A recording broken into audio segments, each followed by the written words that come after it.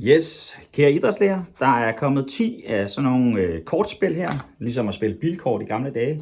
Der er sådan et lille kort over de forskellige variationer, man kan spille. Der er 4 forskellige variationer, og der er tilknyttet 5 sådan begrebskort. Og vi kan lige bare prøve at lege med en af dem. Nu trækker vi et kort her.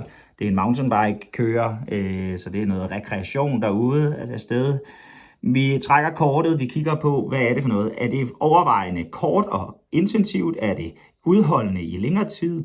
Bliver der brugt aerob eller anaerob energidannelse i den her sportsgren? Der er en hel masse aerobt arbejde i den her. Der kommer også nogle små anaerobe bursts en gang imellem.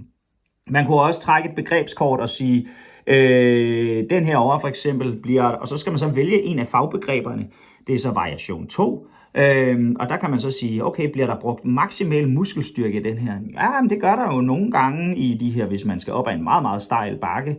Man kan så sammenligne det lidt med et ekstra kort, fordi så kan man sætte dem op imod hinanden, og det er så endnu en variation, altså det vil sige, hvordan bruges fair play i det her? Det gør det måske ikke så meget. Det kan være, at man så kan diskutere omkring en af de andre fagbegreber. Hvor bliver der brugt mest intensivt arbejde? Og det er en sjov diskussion netop med dans op imod cykling. Man kan også trække 5 kort i alt, og så prøve at rangere dem efter en af de fagbegreber, som man så kan trække heroppe omkring sundhed.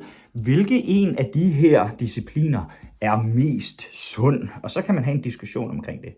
På den måde ligger der altså 10 kort. Vi lægger det over i computerskabet, musikskabet, derovre i det lille rum, i den lille del af hallen. Og så kan man altså trække dem her ud og prøve at lege lidt med eleverne. Og igen uddybe det her med arbejdskravsanalyse. Hvad kræver det i de forskellige sportsgrene?